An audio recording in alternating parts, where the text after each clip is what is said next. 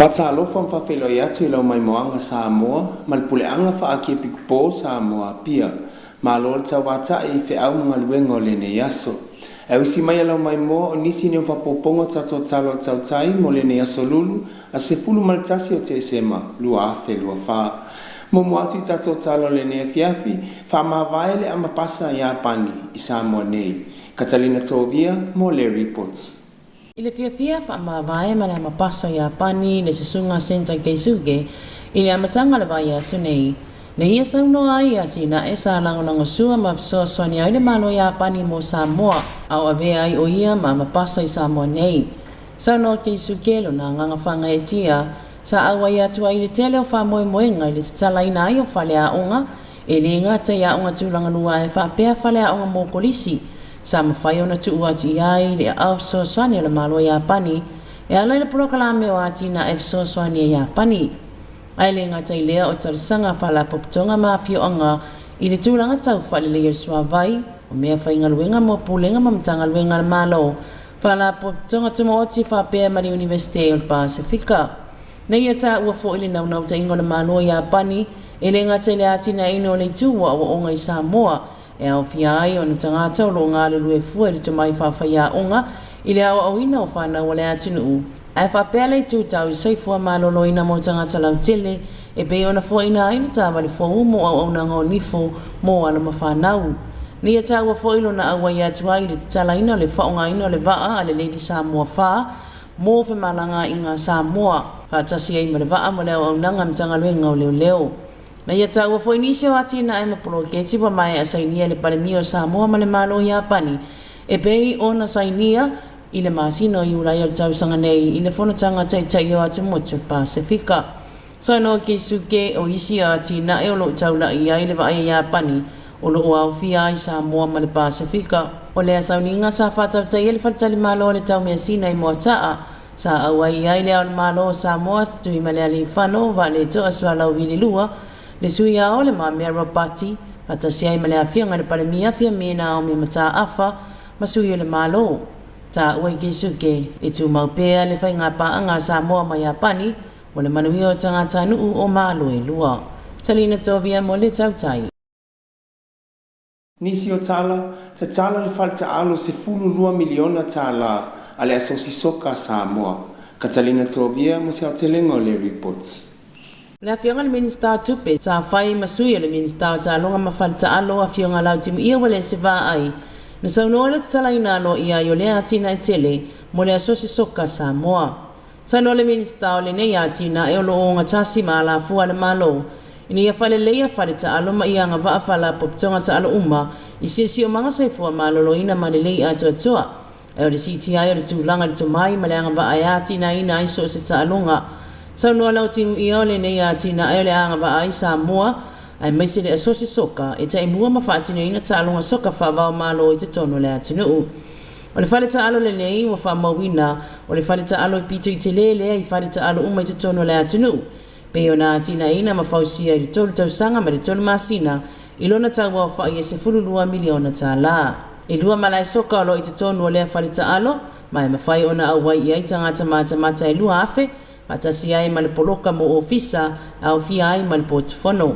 Le mawhai ona whaonga ina lea whalita alo mo ta alonga whawao malo, whaatasi ai ma le malai soka I tuana I matu. Talina Tovia mo le Tautai. Uncle Johnny's continue to bring you quality ice cream to ensure families have a great time when getting together. With delicious, yummy flavors of our nearest range of premium ice creams, Uncle Johnny's is all about making sure that our brand remains a family favorite. Uncle Johnny's ice cream is available at your favorite store nationwide. Visit any of the stores near you or better yet, come to our Vitaly factory for your orders.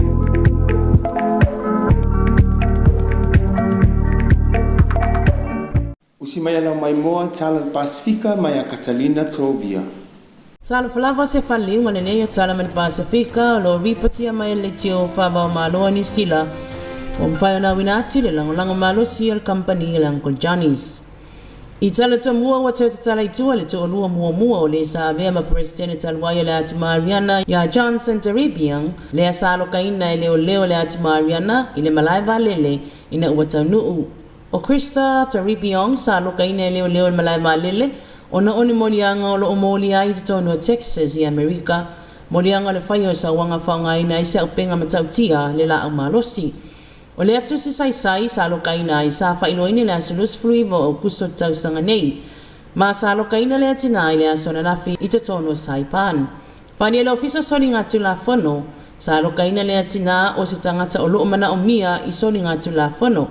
Peita ina ta awal sui komisina le ofisa le puipuinga le sanga le mua saipan. E le aia ina atu le tu la whano, Texas tu la whano isi se te 5 Amerika. Ma e le te taula ona lokaina Krista. Ono tula fono sa solie Krista. O tula fono a Texas ai le isolie Krista ni tula fono Saipan. Na yeta ua fo I le umauti noa po le ale mafuanga o le malanga atua I o Krista le ati Mariana. O Krista o se lo ia sa ave o ia mato o lua fai poipo o le sa ave ama prestene taluayo le ati Mariana. Peita ina fai le Krista le pepa te ai mataripiong I le masina taluai. Mai le umauti noa le teminei pe ono nofo fatula fono pea pe le ai. O le masina o me na sui na ia Krista le presidente o Palau I le teminei I asu Ranko Webbs Jr. I le tau fia ia Webbs na ulu fale atu o Krista I te tono Palau. O Krista sa wha mawina le lisio tangata I whasa ina o na toe ulu fale atu te tono Palau le lua whelua lua. Pita isa fina wina e Taripiong e whape sori tu la fono le whai unga. Se ia vangana ua iaine mafua anga tatau e au ai ona lisi ina le lisi uliuli. Le lisi o tangata e le whaatanga ina ona ulu fale le atunuu. Ua whautua ina le whaitau se lau o tangata Papua wa awhia I ta whenga malolonga. Ina ia vaaiva enga ua whaleanga ina ma ripoti atu le ofisa o whalawalawe tutupu whafua sei. E siria ma le fitu se lau a inga I det I le tu malo ni pakutupu ua whaleanga ina o lātou whātuanga ma ua tawhia sea e tā whenga. Whalia se tasi o le nuu, le mālosi o tā whenga nā whiai, ina ua le mawhai e pā o loo si o miai wai tawhi o na tatali le mālosi o tā whenga, ma tawhi atu ai a ngā I whale o a inga, whaleanga ina ai whātuanga ma mea tō tino. Ripatia o fisa whasalalau o ia tā whenga nā fuai o na solo le palapala, inisi o vaenga maunga le atunuu, ai maise lawa I le nuu o kopa. Tāpuni ai ma whemalanga inga I nuu tua oi le asonga fua, peita iwa mai o na whaamamaya vaenga I o mai taimi nei, ma ua toi solonga le nei whemalanga inga I le vaenga le atunuu. Tala I al Pasifika mo le ne afi tō wha soifua.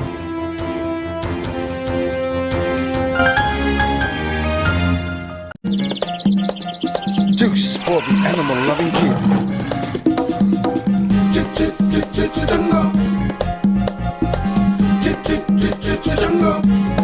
Jungle juice. Orange, apple, mango, grapes, pineapple, guyabano.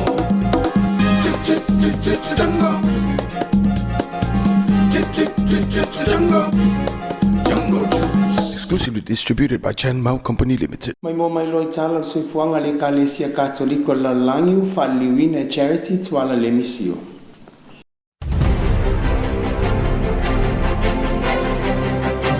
Fatalo fatu Samoa male plan faki pipo Samoa pia o talo soi fuanga o le Kalesia Katoliko mai ima o le lanangi.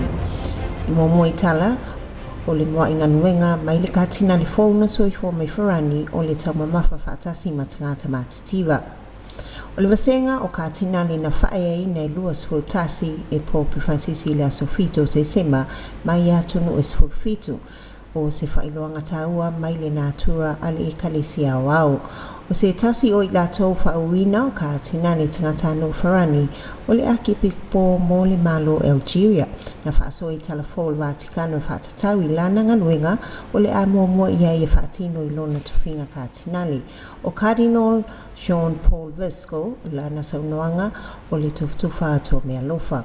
Ma ilana fiafi lona lua sa ia tau mamafa whaatasi matangata matitiva ma ana awa ia I sui Malafoni o Roma e ili kalapu afiliti ale Vaticano I le tamafutanga na whaaso ina fo I mea lofa o fo ina mo I latou ta whaatalitali a pitanga o I latou I le eini whale no foai o loo I whafo ato le pāteli o no foanga o sangato Peteru. whaalinga ka tinale o se langona whaaftai malona whaatongia i lea lofa tele na nafsili whainga matangata. Na soifua mai ia i Leon i wharani i le afe i se lawono lua o Jean Paul Vesco na amata whaingalwenga o se loia a o lei awai wa singa Tom Nico le Order of Dominican in a watolu sut whatau sanga lona matua. Le mai o sfulu ono tau sanga na tofia i ma epiko po o Oren i Algeria. Ma tau ave le filifilinga o ia ma sui whapitoa mo le puleanga i fono whaava malo le tunu i Algeria.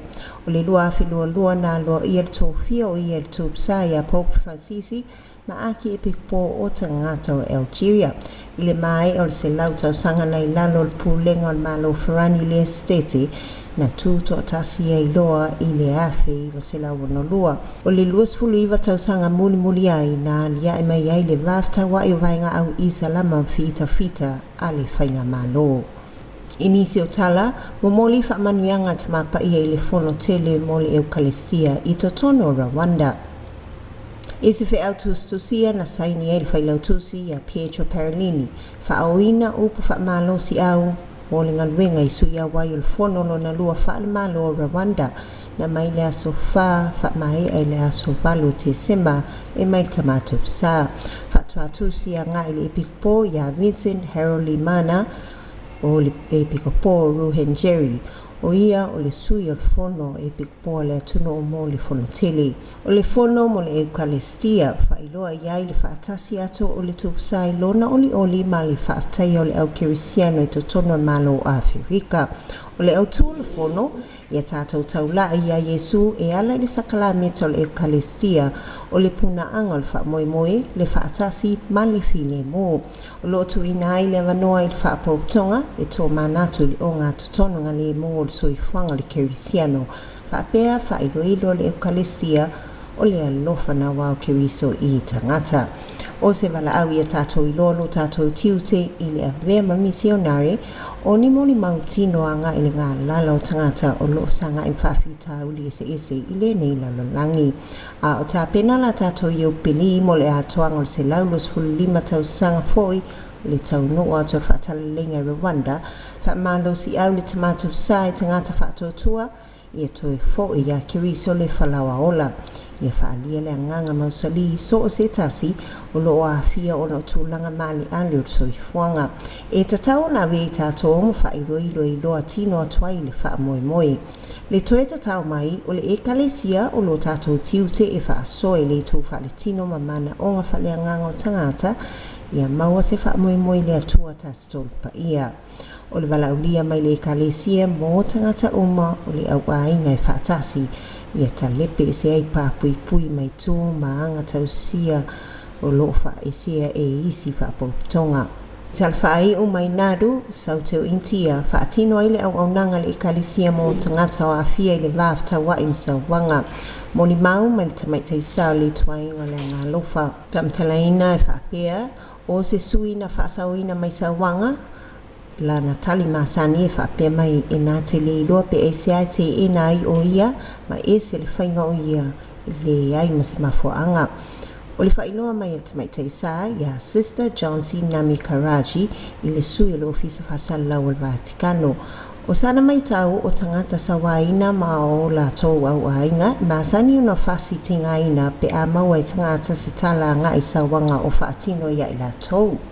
O le ngaluenga a tamaitai sa ia Johnson e whaingaluenga mo tangata lau tele e mo tamaiti meisi se o manga o lo lima vai lo i whapoptonga tu maunga e ta ua ta mil nadu o intia ma o nisi na sanga imsa wanga ese o le whaatinga ina i le tino o le mawhauwhau tau whiu soa inga whaamalosi e whaia iai ua whaia tamaitai sa le no whanga e tausi iai la tau mo le fsosani mo o mia e tu ina atu o e a ngai atu la tau te ufuina whautuanga iai i vaenga ese mai a fianga mo whailo atu iai la tau. O le sui le tuainga tamaitai sa la ngā lofa o Sangato Bartolomeo ma Sangato Vicenza e longa foi o tamaitai sa o Maria Bambina. Le tuainga na whaavai to tono la vere i Italia i le afe valu se lau tolulua. O le ola mativa ma le whatangata e sea po le te ena o ni folasanga ma ali e au fia i sawanga e whatatau. A sister i le tūlanga mō tangata no lau tele o te ineti e le o maua se si usi umangasa o loto i totono le ainga e a tili foi i le mativa. O na tuua le mātua e ola tuatasi po le sa ili roa o se ngaluenga. Lo tupu pe i tamaiti i sawanga whaitaita inga o le o iai o lima o tangata o tua o i po tangata la tau te ilua le ainga o se isi stete e tamau ainga tele i whalinga o si o loa i totono in tia e peitai o loo alia e mai tūlanga le tutusa o na whai o tangata anu lau tele pa pia whawhita uli whale whainga luenga o sa wanga i tamaiti whainga luenga wha malosi o tamaiti le ainga luenga malele maua tau mawhatasau i le tau singa whaasoi maloloina. O le sawaina o whanau o loo whaaleanga ina i totono tamaititi lo foina e tamaitei sa o whaatawanga i nisa mta o putau sawanga i le ripoti mtanga luenga o leo matuina i whamsinonga a pia whaalawi loa i no fouta i ai mai e whaafita aulina ta ua ma e le na o intia o loo so ta i ai linga luenga tau puipuinga mai sawanga ale e kalisia ai ole lalonangi atoa. Maria i makulata pa i ai tanu sia i mātou usulu whai atu i ati oi. O tala i o soi whangole Kalesia Katoliko whaftai tele nanga sua Genmans Company Limited whamanu i le tua i a Samoa male pureanga toka soifo.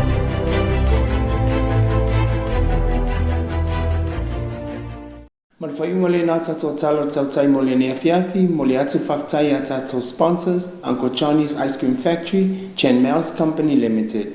Man matanga luenga puna oa whal nā turam sisi o mang. Ia man mea tele le nea fiafi Samoa, te o whasoifua.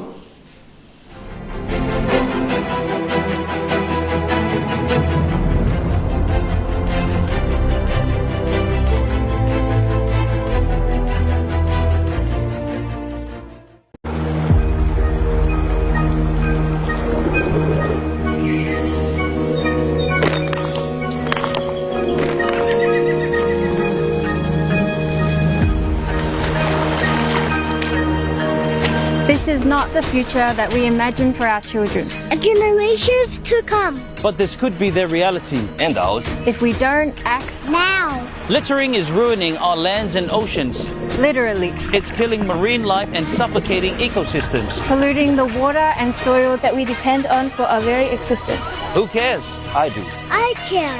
We do. I do. Samoa cares. Climate adaptation, resilience and enhancement of Samoa. Effective waste management is achievable. If we all just do our part, It's not too late. we can work together now. For a healthier and cleaner Samoa. For a better tomorrow, today.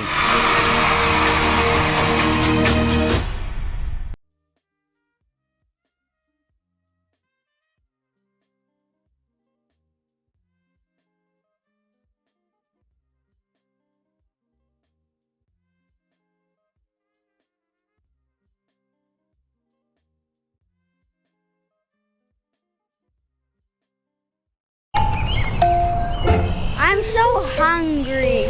I'm so bored. It's so hot today. I feel like I feel like some ice cream. Yeah! Uncle Johnny's ice cream. Yeah, they're the best.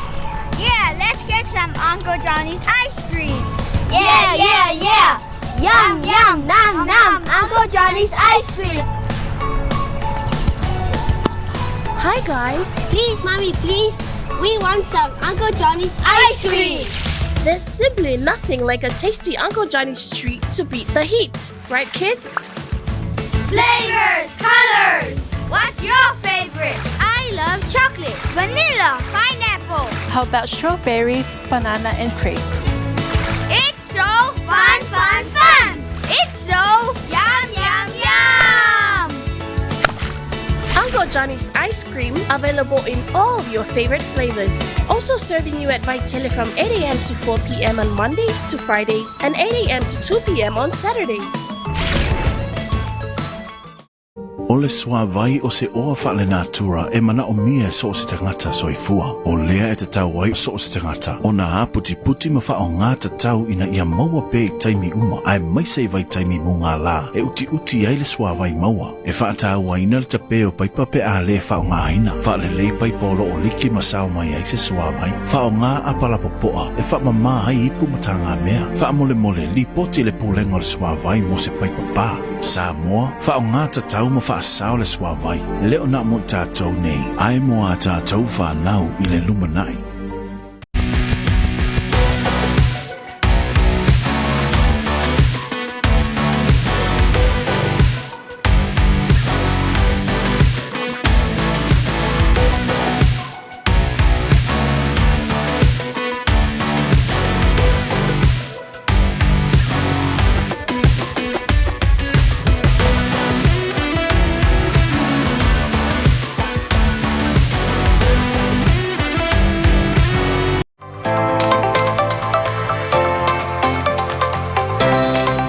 Fautuanga. Pe a whai e wha umi o na a fia le whulu māsani. E fautuaina le wha anofo e sea i lo whale ina ne ia a fia nisi tangata o le ainga ai mai se tamaiti. Ia wha awa wina pele inuino fuala au, mo i lātou e iai ngase tu mau. Ia lava le mālolo ma whai le tali fofonga i temi uma. Ia whai ni au wha atinonga wha fia fia ilo ma whau. E peo le whai tau tusi, ma whai sau tatalo. Ia tele le tau ma whai fuala au aina suomalie, ma fuala au aina mata. Tā ofi le uloula te paa male inu ava malosi. A whai wa e tinga aina le fulu masani, vave va ai se fo mai, po se fale mai la tane. Tā ofi le pepesi le fulu, let's do it for Samoa.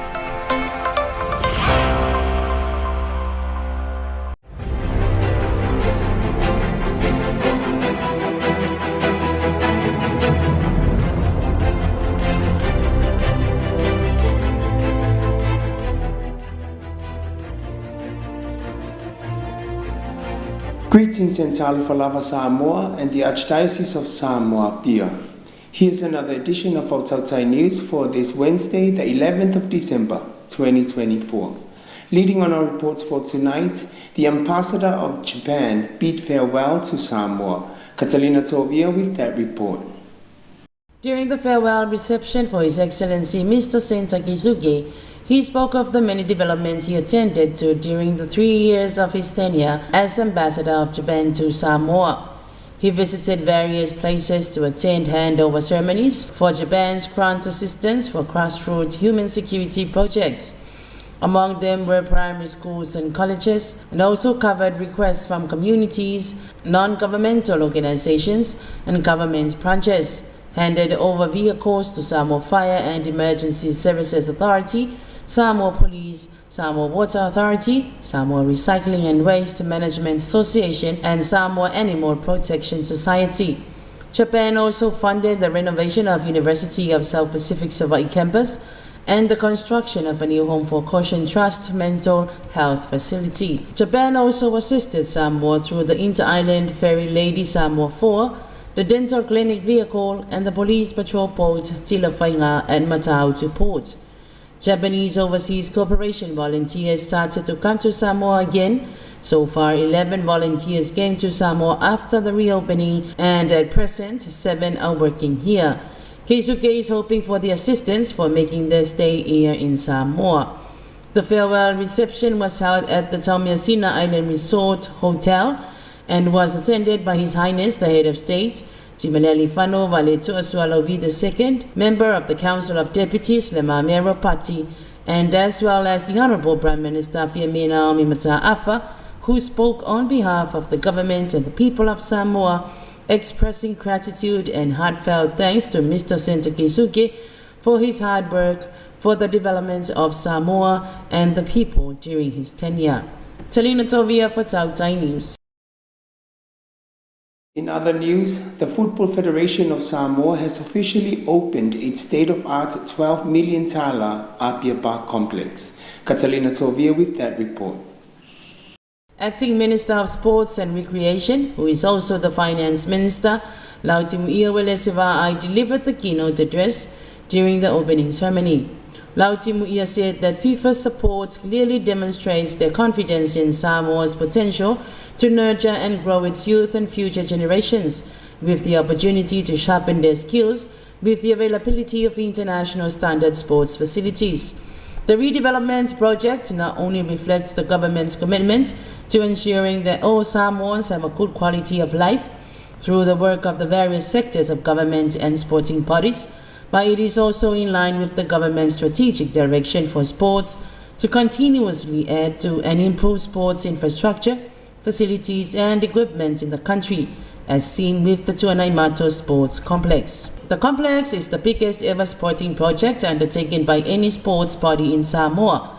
Taking 3 years and 9 months to complete, the project cost a little more over 10 million tala, not including the Samoa government's contribution in duty-free assistance, bringing the total cost to around more than 12 million tala.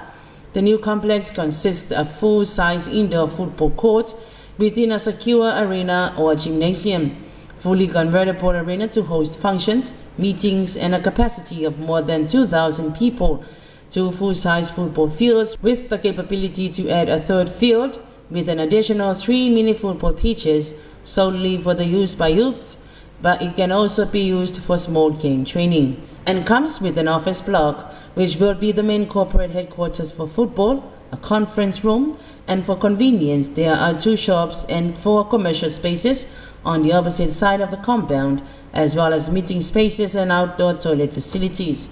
The main fields are of international standard and can be used as a second venue for international football games, while the soccer fields will be utilized as a multi-party facility that can accommodate all other types of sports, with football primarily using these facilities. Selina Tovia for Tautai News. And that is the end of our Tautai News for this evening. We wish to acknowledge our sponsors, Uncle Johnny's Ice Cream Factory, Chen Mouse Company Limited, and the Ministry of Natural Resources and Environment. Have a blessed evening, Samoa. Tō whāsoi fua.